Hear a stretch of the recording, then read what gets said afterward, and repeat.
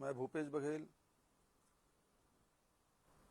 Corona महामारी पूरे देश में और पूरी दुनिया में फैला हुआ है। ये महामारी हमारे देश में हवाई मार्ग से आया है। आपको सबको पता है, ये बीमारी चीन से निकलकर अरबियन कंट्री, यूरोपियन कंट्रीज होते हुए हिंदुस्तान आया। इस महामारी से जहां लाखों लोग पूरी दुनिया में प्रभावित हुए और हजारों लोगों की जानें चली गई है, जब हमारे देश में आया तो 500 पीड़ित थे। यदि विदेश से आने वाले यात्रियों को ही क्वारंटाइन कर देते, उसकी जांच कर लेते, होम आइसोलेशन में रख देते, तो ये पूरे देश भर में नहीं फैलता। लेकिन अचानक लॉकडाउन कर दिया गया। पूरा देश जहां था वहीं थम गया।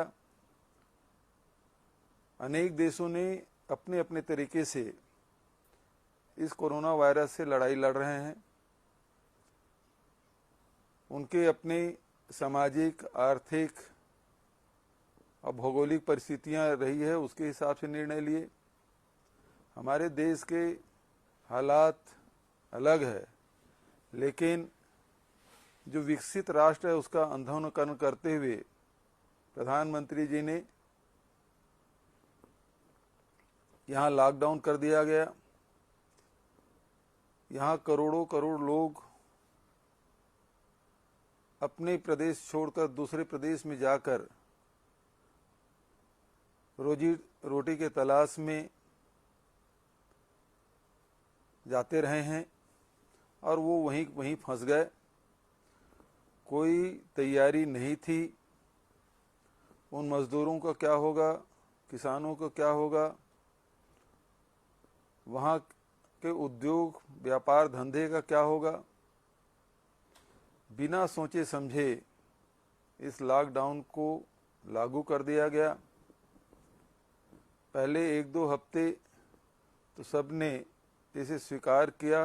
प्रधानमंत्री का आदेश था, भारत सरकार का आदेश था। लेकिन तीसरे लॉकडाउन के बाद लोगों का सब्र का बांध टूट गया।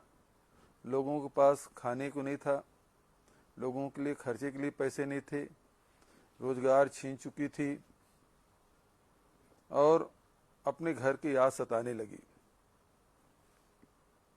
ऐसे में लाखों लोग सड़कों पे आ गए। घर जाने के लिए कोई व्यवस्था नहीं की गई। नेशनल डिजास्टर एक्ट के तहत सारे अधिकार भारत सरकार ने अपने पास रख लिए। कहाँ कंटेनमेंट जोन करना है, कहाँ रेड जोन करना है, कहाँ ऑरेंज जोन करना है, कहाँ ग्रीन जोन करना है, कौन सी दुकान खुलेगी, कौन सी दुकान नहीं खुलेगी, वो सारे फैसले दिल्ली से होने लगे। और इस कारण से पूरे देश में एक भय का वातावरण, असुरक्षा का वातावरण बना और लोग भयभीत हो गए। बिना अपने जान जोखिम में डालकर लोग सड़कों पे आ गए। सैकड़ों किलोमीटर पूरे परिवार के साथ चलने लगे। भूख से, गर्मी से, पैर के छालों से लोग पीड़ित होते रहे। अनेक लोगों की जानें चली गई। बाद में जो ट्रेन चलाए वो अपने गंतव्य से पर नहीं पहुंच पर दूसरे प्रदेश पहुंच गए। ऐसे एक घटना नहीं, 40-40 ट्रेनें अपने मार्ग से भटक गई। ये स्थिति पूरे देश में बनी। इस कोरोना संकट में छत्तीसगढ़ सरकार ने अपने स्तर पर जो फैसला लिया, यहाँ किसी को अनाज की कमी नहीं होने दी, सब्जी की कमी नहीं होने दी। मुझे बताते हुए संतोष हो रहा है कि 56 लाख परिवारों को 1 क्विंटल 5 किलो चावल मुफ्त में दी गया, दाल दिया गया, नमक दिया गया। वहीं जिसके पास राशन कार्ड नहीं थे उनके प्रति व्यक्ति 5 किलो चावल दिया गया। हमारे प्रदेश के सामाजिक संगठनों ने भी बढ़ चढ़कर हिस्सा लिया और उन्हें जहां आवश्यकता थी वहां गर्म भोजन दिया गया, सूखा राशन दिया गया। राजनीतिक दल के लोगों ने भी, हमारे विधायकों ने भी बढ़ चढ़कर हिस्सा लिया। जितने भी हमारे जनप्रतिनिधि हैं, चाहे वो नगरीय निकाय के हो चाहे पंचायती राज के हो, सबने बहुत ही साहसिक काम किया है, सेवा भाव से काम किया। हमारे अधिकारी कर्मचारी दिन रात लगे रहे और किसी को कोई कमी नहीं आने दी गई। वहीं राजीव गांधी किसान न्याय योजना के तहत 5,750 करोड़ रुपया किसानों के खाते में डाले गए, जिसके प्रथम किस्त 21 मई को राजीव जी की पुण्यतिथि, उसके शहादत दिवस के दिन इसको ट्रांसफ़र किया गया। राष्ट्रीय अध्यक्ष माननीय सोनिया जी और राहुल जी की उपस्थिति में ये कार्य संपन्न हुआ। अब सभी किसानों के खाते में प्रथम किस्त का पैसा पहुंच चुका है। वहीं हमारे 43% जो जंगल है वहां रहने वाले, चाहे अनुसूचित जनजाति के लोग हों चाहे परंपरागत निवासी लोग हों, उन्हें लघु अनुपज का वाजिब मूल्य दिलाया गया। जो समर्थन मूल्य है भारत सरकार ने घोषित किया, उससे भी अधिक की राशि में यहाँ महुआ इमली की खरीदी की गई। तेंदुपत्ता संग्रहण का कार्य चल रहा है और लघु अनुपज के माध्यम से हमारे वनांचल में रहने वाले भाई बहनों के जेब में 2,500 करोड़ रुपया पहुंचाने की व्यवस्था हमने की है। उसके सारे लघु अनुपज हम दे रहे हैं। वहीं हमारे छत्तीसगढ़ में लगभग 26 लाख मजदूर कार्यरत हैं। इस बीच में जो अफरा तफरी मची, उसमें पैदल सड़क मार्ग से ट्रेन की व्यवस्था भी हमने की और उन सब से लगभग 2 लाख के करीब लोग अभी छत्तीसगढ़ आ चुके हैं। उनके रहने खाने पीने की व्यवस्था 14,499 क्वारंटाइन सेंटर बनाया गया है, जिसमें वहाँ के पंचायतें, हमारे सरपंच, सचिव, आंगनबाड़ी के कार्यकर्ता और तमाम हमारे सामाजिक संगठन और हमारे शासकीय कर्मचारी दिन रात मेहनत करके उनके भोजन पानी की व्यवस्था की गई है। जिनके पास राशन कार्ड नहीं है उसका राशन कार्ड बनाया जा रहा है, जिनके पास जॉब कार्ड नहीं है उसके पास जॉब कार्ड बनाया जा रहा है।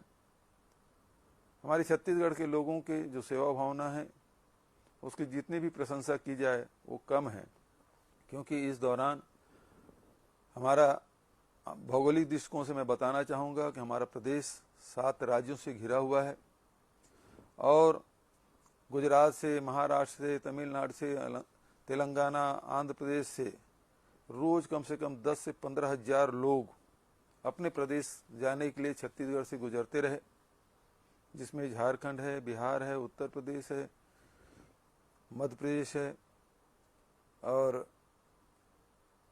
झारखंड, उड़ीसा जाने वाले मजदूर यहाँ से निकलते रहे। और इस बीच में शासन की ओर से जहाँ उनके बस की व्यवस्था कराई गई, हमारे प्रदेश की सीमा से लेके प्रदेश की दूसरी सीमा तक के, उसके प्रदेश की सीमा तक के छोड़ने की व्यवस्था की गई, भोजन की व्यवस्था की गई। जो प्रवासी मजदूरों के चप्पल जूते टूट गए थे उनको नए चप्पल जूते उपलब्ध कराए गए। मैं समझता हूँ पूरे देश में अकेला छत्तीसगढ़ राज्य है जो प्रवासी मजदूरों के लिए चप्पल की व्यवस्था की गई। अभी मैंने निर्देश दिया है कि जितने भी हमारी ट्रेन गुजर रही है हमारे प्रदेश से जो दूसरे प्रदेश जा रहे हैं, हमारे स्टेशनों में उनके लिए भी चाय और बिस्किट की व्यवस्था उन लोगों के लिए करने के हमने निर्देश दिए हैं, ताकि यात्रियों को असुविधा न हो जो हमारे प्रदेश से गुजर के जा रहे हैं।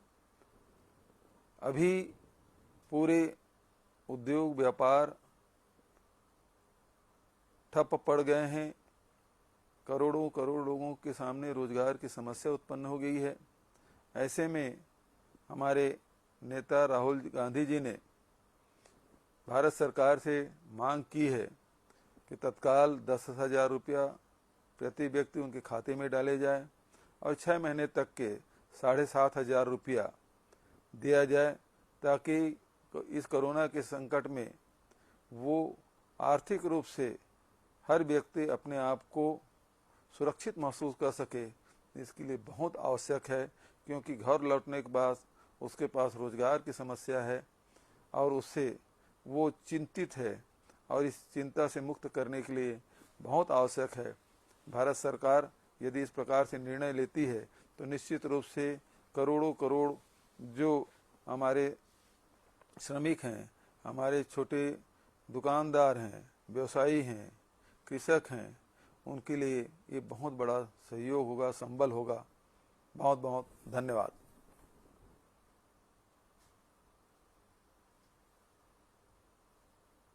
हो गया है?